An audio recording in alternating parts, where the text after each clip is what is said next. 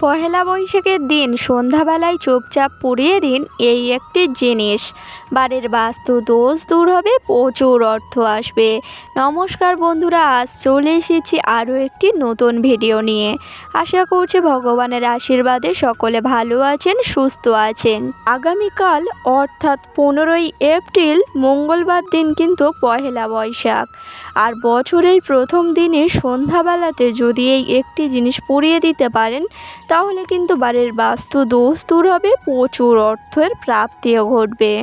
এই কারণে আপনাদের কাছে একটাই অনুরোধ, ভিডিওটি সম্পূর্ণ দেখুন, একদম স্কিপ না করে।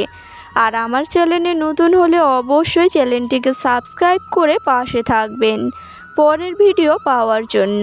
তো এবার বলি বন্ধুরা, আগামীকাল অর্থাৎ 15ই এপ্রিল পড়েছে পহেলা বৈশাখ, আর এই দিনে যদি সন্ধ্যাতে চুপচাপ পুড়িয়ে দিতে পারেন এই একটি জিনিস, তাহলে কিন্তু বাড়ির বাস্তু দোষ দূর হবে এবং নেতিবাচক শক্তিও দূরে চলে যাবে এবং প্রচুর অর্থের প্রাপ্তিও ঘটবে। এই কারণে আপনারা যদি বাড়ির বাস্তু দোষ দূর করতে চান তাহলে অবশ্যই করে বছরের প্রথম দিনে সন্ধ্যাবেলায় চুপচাপ পুড়িয়ে দিন এই একটি জিনিস, বাড়ির নেতিবাচক শক্তি দূর হবে, প্রচুর অর্থের প্রাপ্তি ঘটবে। এই জন্য কিন্তু আপনাদেরকে কালকে অর্থাৎ 15ই এপ্রিল নববর্ষের দিনে কিছু নিয়ম বা কিছু কাজ অবশ্যই করতে হবে। সেটি হচ্ছে আপনারা অবশ্যই করে সূর্যোদয়ের সাথে সাথে ঘুম থেকে উঠে গিয়ে বাড়ির যে সকল বাসি কাজকর্ম থাকে সেগুলি সকাল সকাল পরিষ্কার পরিচ্ছন্ন করে নেবেন। নেওয়ার পরেই কিন্তু আপনারা অবশ্যই করে চান সেরে দেখবেন আপনাদের বাড়ির আশেপাশে যদি কোথাও গঙ্গার ঘাট বা যদি কোথাও নদী থেকে থাকে তাহলে সকাল সকাল চান সেরে আসবেন।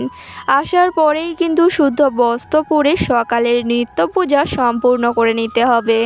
ঠিকই শুনেছেন বন্ধুরা, আপনারা অবশ্যই করে আগামীকাল অর্থাৎ পহেলা বৈশাখের দিনে সূর্যোদয়ের সাথে সাথেই ঘুম থেকে উঠে যাবেন এবং বাড়ির যে সকল বাসি কাজকর্ম আছে সেগুলি সকাল সকাল পরিষ্কার করে নেওয়ার পরেই আপনাদের বাড়ির আশেপাশে যদি কোথাও নদী বা গঙ্গার ঘাট থাকে তাহলে সেখান থেকে চান সেরে আসবেন। তার কারণ হচ্ছে পহেলা বৈশাখের দিন যদি গঙ্গা থেকে চান সারতে পারেন তাহলে অবশ্যই দেখবেন মা লক্ষ্মীর আশীর্বাদ পাবেন এবং সারা বছর নিরোগ থাকবেন। এই কারণে আপনারা অবশ্যই করে নববর্ষের দিনে বাড়ির আশেপাশে যদি নদীর ঘাট বা গঙ্গার ঘাট থাকে তাহলে অবশ্যই করে চান সেরে আসবেন, সারা বছর সুস্থ থাকবেন, নিরোগ থাকবেন। তারপরেই যখন গঙ্গা স্নান সারা হয়ে যাবে আবারও চলে আসবেন আপনাদের বাড়িতে আসার পরেই কিন্তু একটি শুদ্ধ বস্ত্র পরে নেবেন। শুদ্ধ বস্ত্র পরা যখনই হয়ে যাবে আপনারা তারপর চলে যাবেন আপনাদের ঠাকুর ঘরে যাওয়ার পরেই কিন্তু সকালে যেমন নিত্য পূজা করে থাকেন তেমনই কিন্তু নিত্য পূজা সকালে সম্পূর্ণ করে নেবেন।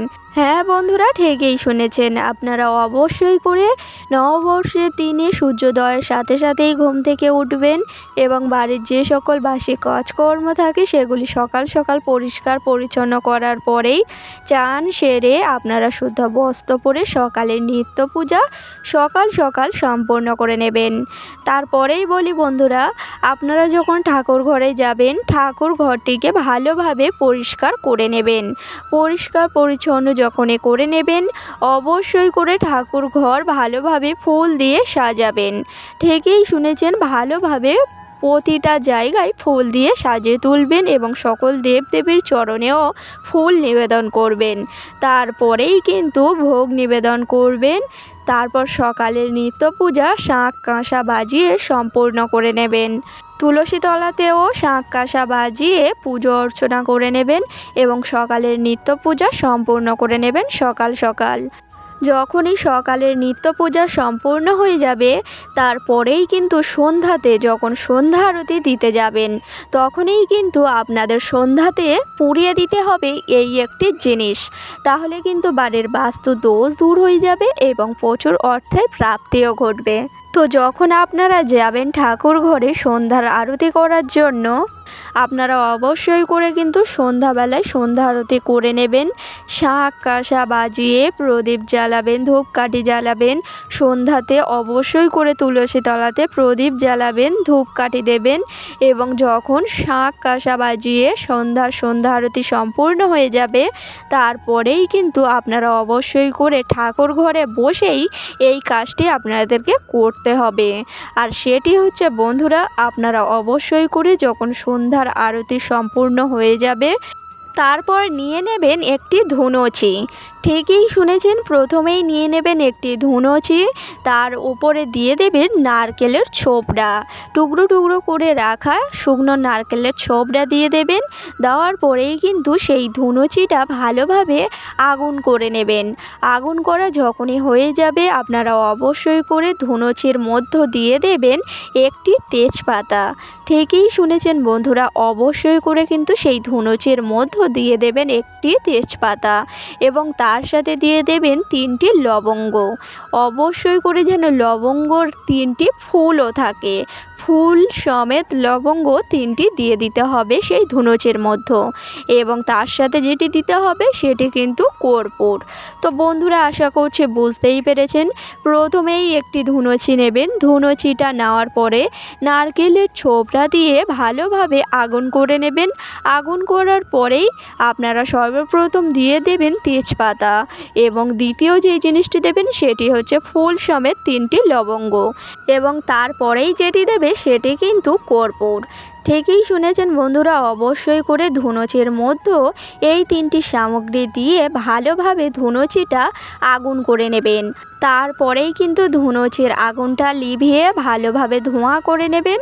যখনই ধুনুচির ধোঁয়া ভালোভাবে হয়ে যাবে, তারপরেই কিন্তু সেই ধুনুচির ধোঁয়াটা ভালোভাবে আপনাদের ঠাকুর ঘরের চারিদিকে ছড়িয়ে দেবেন। যখনই ঠাকুর ঘরে দেওয়া হয়ে যাবে, তারপরেই কিন্তু সেই ধুনুচিটা নিয়ে চলে যাবেন আপনাদের বাড়ির ঘরে। যেই সকল রুম আছে আপনারা সেই সকল রুমেতে নিয়ে চলে যাবেন। প্রত্যেকটা রুমে ভালোভাবে সেই ধুনুচির ধোঁয়া দিয়ে দেবেন এবং যখনই সেই ধুনুচির ধোঁয়া ভালোভাবে দিয়ে দেবেন প্রতিটা ঘরে, তখনই কিন্তু কিছুক্ষণের জন্য দরজা বা জানালা বন্ধ রাখবেন। তার কারণ হচ্ছে সেই ধুনুচির ধোঁয়াটা কিছুক্ষণের জন্য আপনাদের গৃহস্থ ঘরে যদি থাকে, তাহলে কিন্তু এর ফলে বাড়ির বাস্তু দোষ দূর হবে, নেতিবাচক শক্তি দূর হবে এবং যখনই আপনাদের গৃহস্থ ঘরবাড়ি হয়ে যাবে সেই ধুনুচির ধোঁয়া দেওয়া, তারপরেই কিন্তু রান্নাঘর এবং আর সকল জায়গাতে সেই ধুনুচির ধোঁয়া ভালোভাবে ছড়িয়ে দেবেন। দেখবেন এই কাজটি করার ফলে আপনাদের বাড়ির বাস্তুদোষ, নেতিবাচক শক্তি একেবারে দূরে চলে যাবে এবং প্রচুর অর্থের প্রাপ্তিও ঘটবে। তো বন্ধুরা, ভিডিওটি আশা করছি বোঝাতে পেরেছি। আপনারা অবশ্যই করে পয়লা বৈশাখের দিনে এই কাজটি করুন।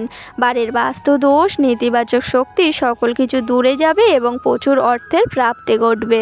তো আজকের ভিডিওটি ছিল এই পর্যন্ত। ভিডিওটি ভালো লাগলে লাইক করবেন, শেয়ার করবেন, কমেন্টে লিখে যাবেন জয় মা লক্ষ্মীর জয়, জয় শ্রীকৃষ্ণর জয় এবং আমার চ্যানেলে নতুন হলে অবশ্যই চ্যানেলটিকে সাবস্ক্রাইব করে পাশে থাকবেন পরের ভিডিও পাওয়ার জন্য। সকলকে জানাই অনেক অনেক ধন্যবাদ। রাধে রাধে।